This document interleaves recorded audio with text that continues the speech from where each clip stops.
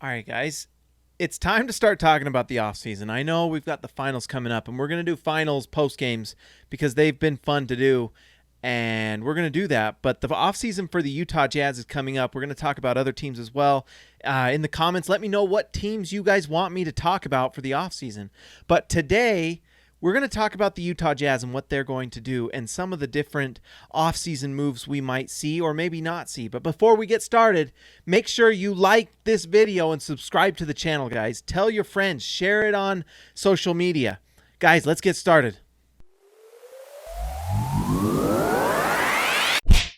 All right, so the big thing about the Utah Jazz when you think about their offseason is the quick answer a lot of people are going to say is that the Utah Jazz are probably going to not do a lot. They're probably going to stand pat.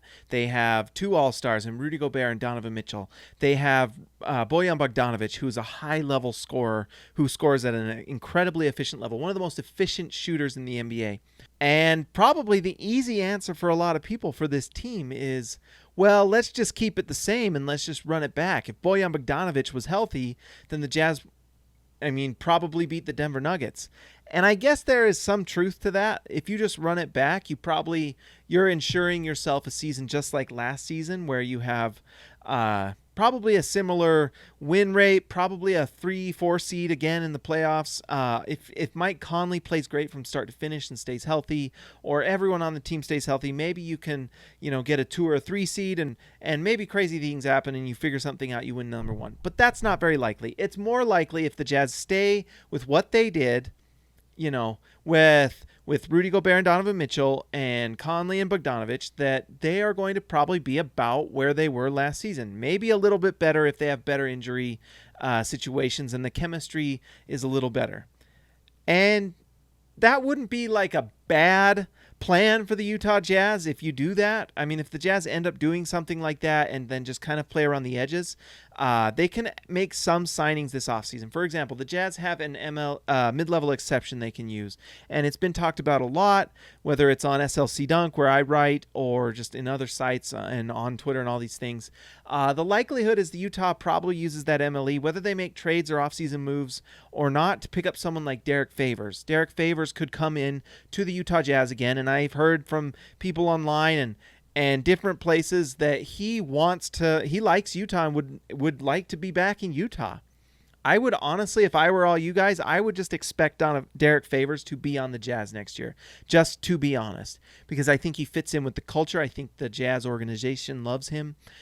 He likes Utah. He fits well with what Quinn Snyder does. He plays that pick and roll big that rolls to the rim. But Derrick Favors has little pick and pop, so he can do a lot of things on that pick and roll with the Jazz. And so I would just be, honestly, very surprised if Derrick Favors wasn't on the Jazz next year. So let's say the Jazz just stand pat and sign Derrick Favors. They have a chance to be really good next year, and they shore up that backup big spot, which helps their defense. And maybe they go after Jordan Clarkson and find a way to make him happy. Jordan Clarkson is going to be an unrestricted free agent. He can go anywhere. He can stay in Utah if he wants, or he can go wherever he wants. I believe the Jazz have some advantages with that contract that I think they might be able to offer a little bit more. But you know what? If Jordan Clarkson wants to return to LA or something like that, he can. There's nothing the Jazz can do.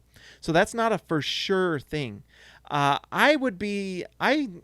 I think it's honestly 50-50 whether the Jazz re-sign Jordan Clarkson. I think Jordan Clarkson, and I looked this up because I wasn't completely sure, but he doesn't make as much as I thought. This season he made $13 million.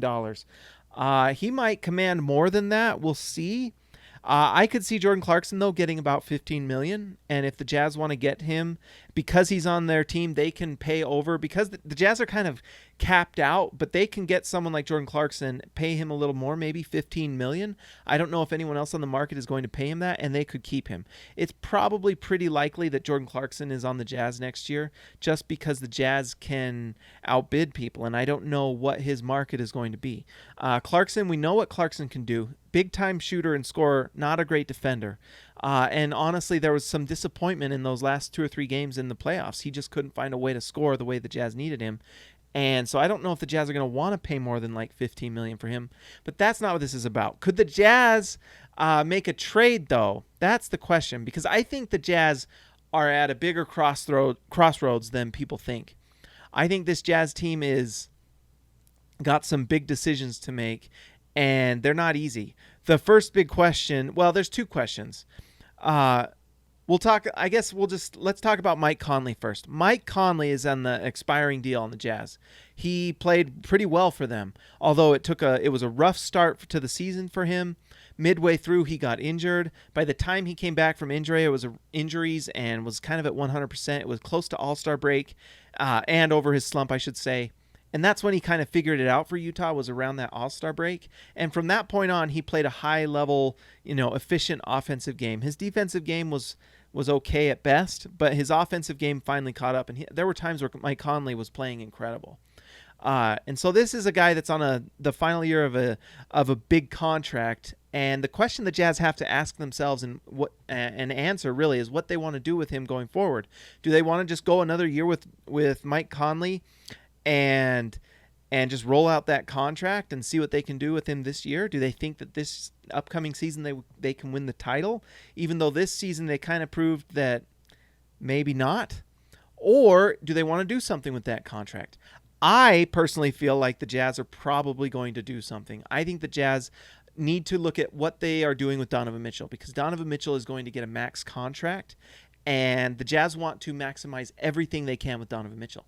So Donovan Mitchell, is he the guy? And I think this playoffs, if the Jazz learned anything, as painful as it was to go up 3-1 and lose, the good thing is that they learned that Donovan Mitchell can be that guy for you. Donovan Mitchell took on the reins of the primary playmaker, because remember, Mike Conley was out for those first two games and for the birth of his child, and Donovan Mitchell took over and was nothing short of incredible. Especially, game 1, he scores 57 points against the Nuggets. Game 2, I think it was like the high 30s, but he was making plays, like playmaking like crazy, and getting assists and getting the ball to his teammates. And I think you've got to look at that, what Donovan Mitchell did, and said, hey, we won that second game with a blowout, with a bigger lineup, because if you remember, the Jazz played Juwan Morgan in that power forward spot, and the Jazz looked like a different team. Defensively, they were much better. And I think what you can learn from this is that this Utah Jazz team needs to give the reins to Donovan Mitchell. They need to make a trade with Mike Conley and sign someone that can fill that lane and fill that hole at power forward that the Jazz had, or at least just create size throughout the lineup. So there's a few trades, and I wrote about it on SLC Dunk. Go to slcdunk.com to read about it. But there's some trade possibilities out there for Utah. The news out there in the rumor mill is that the Philadelphia 76ers, who are going hard after Mike D'Antoni, it's very likely they probably just hire him, are going to make trades when he comes. And there's a player on that team the Jazz pursued before, or at least were interested in last offseason. That's Tobias Harris. Guess whose contract fits perfectly with Mike Conley? If Utah wants to get Tobias Harris, it's very likely they can get him, because that contract is untradeable for them, and Philadelphia is going into cap hell. And if you bring Tobias Harris or someone like that onto the Jazz, so you start Donovan Mitchell, you have Royce O'Neal, Bojan Bogdanovic, Tobias Harris, and then if you re-sign Rudy Gobert, that's a big lineup that is long and there's length and athleticism, and Tobias Harris is like 26, 27 years old. That's a great fit for the Utah Jazz. And now you have more shooting around Donovan Mitchell. You basically fill a need and put the ball in Donovan Mitchell's hands. And personally, that's what I think the Jazz need to do. Give the ball to Donovan Mitchell. This is his team. Make it his team. Give the ball to him more so he makes more All-Star teams. Give him the ball so he makes the All-NBA team. Give him this ball, because guess what? You want Donovan Mitchell to make All-NBA. You want him to get some sort of award, whether it's Most Improved Player or he's never probably going to win MVP, but if you can get him on All-NBA, guess what? Then you can offer him the Supermax in 5 years, and you want to keep Donovan Mitchell. And so if Donovan Mitchell is happy in Utah and you can give him a Supermax and he can continue to make shoe deals and all these things and you can give him that, chances are you're probably keeping him for longer than the 4 or 5 years he's on the team, unless he absolutely wants to leave and go to New York or something like that, because if it's his hometown.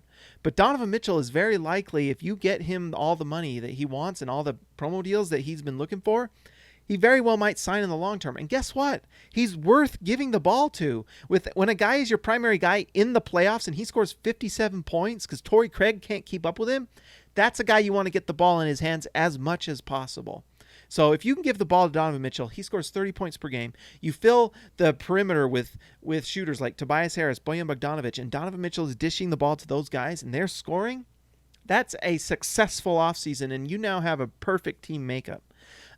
There's the other guy I'd like to see the Jazz look at is Otto Porter Jr. You have Mike Conley and Otto Porter Jr. on the Chicago Bulls, both in expiring contracts. Mike Conley can go. You can swap that. You give a high-level guard to the Chicago Bulls, and the Jazz get back a high-level role player at the wing that can shoot the ball up there with Joe Ingles during that 1 year where they were both shooting like 45% from three. You spread that floor with shooters like that and give the ball to Donovan Mitchell. Guess what? That's a lot of buckets for this Jazz team. It's just a lot. And then if you re-sign Clarkson like we talked about before, Clarkson comes on the floor to replace Mitchell or plays off the ball off of Mitchell at times while, and you've got an incredible makeup on the floor that scores some serious points. Honestly, Donovan Mitchell has proven that he needs the ball and the Jazz need to give it to him.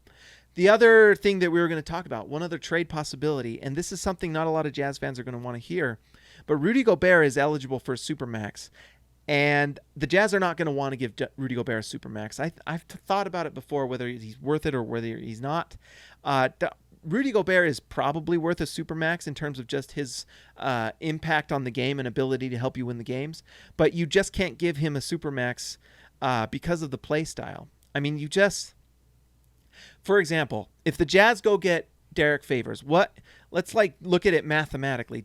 Let's say Rudy Gobert is like this level of player, and if you can get 85% of what Rudy Gobert is on the defensive end with Derrick Favors, but then do some things on offense that Rudy Gobert can't do, you're not missing a lot.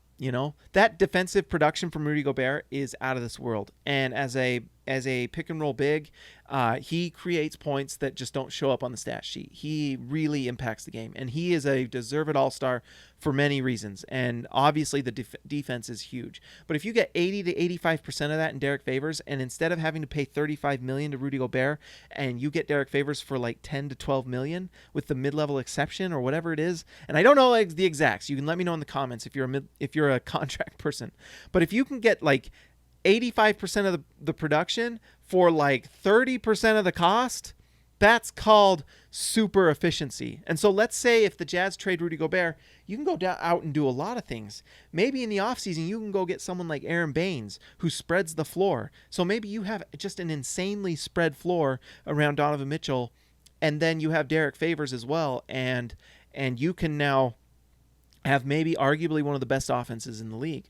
Or let's say there's a trade out there, and I've heard rumors about a trade out there. Let's say, I heard it on Zach Lowe's podcast, actually. But let's say there's a trade partner out there like Brooklyn. Brooklyn says, hey, we have Kevin Durant and Kyrie Irving. We don't really need a third ball handler that needs the ball in his hands all the time in Karis LeVert. What if we give you Karis LeVert and Jared Allen, and we'll take Rudy Gobert from you?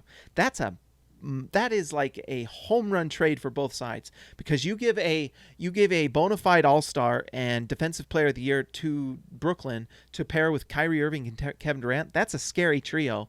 And then in the Utah Jazz, you get you avoid the massive Supermax contract. You have Karis LeVert to play next to Donovan Mitchell. Karis LeVert is bigger and can play off of Donovan Mitchell, also off of someone like Jordan Clarkson, and you've got your 3-guard lineup.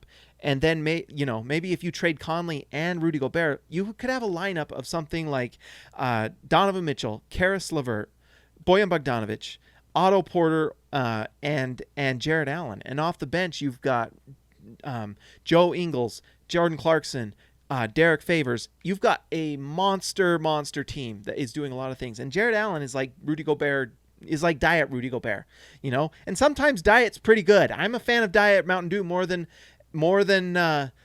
regular, because sometimes the regular Mountain Dew has chemistry issues with Donovan Mitchell, which, by the way, super real. Super real. Anyone who tells you there's no chemistry things with Rudy Gobert, Donovan Mitchell, don't believe those people, all right? Because those things are real. And if, let's say, the Jazz fix their chemistry in some ways and play more free and happy, and Donovan Mitchell's, it's his team, and the hierarchy of that squad is set, Watch the Jazz win 55 to 60 games despite losing one of the best defensive players in the last 10, 15 years. It's crazy to think. But I think the Utah Jazz have a chance to be a top 10 offense and defense next year if they go make some smart and savvy moves. So, yeah, like I said, whether it's Otto Porter or Tobias Harris, I just like saying it out loud, guys. Donovan Mitchell, Karis LeVert, Bojan Bogdanovic, Tobias Harris, and, Jared Allen or Aaron Baines or something like that. You've got a fun team that is going to score a ton of points. And in a Quinn Snyder system, you're going to defend at least a top 15, top 10 level. And that's enough to win a championship. But you've got to find a way to score in the playoffs. And if there's one thing we learned in these playoffs, in the East, we learned that Karis LeVert can get buckets for you. And Donovan Mitchell can get buckets for you as well. And if you put both those guys on the floor against any team in the playoffs, they're going to score points. And if you can have a defense, and if you can find defensive players, that's why I like Otto Porter. He is a high-level defender at the wing/forward position. And if you can find, a Derrick Favors or a Aaron Baines or a Jared Allen, who is a plus defender at the center position, you can have a defense good enough with the size surrounding the center position to win a lot of games. So, guys, I actually think the Jazz are going to have a very active offseason. I could be proven wrong very soon, and Old Takes Exposed can say what they want, but look for the Jazz to make some moves this offseason. I think it's not going to be very quiet. That's my prediction. I wouldn't be surprised if we saw a huge shift for the Jazz, to be honest. Guys, that's all I got to say. Make sure you like and subscribe to the channel. I appreciate it. Share it on Reddit, social media, wherever. I appreciate it when you do. On the blogs, I appreciate it. So, guys, I will talk to you later.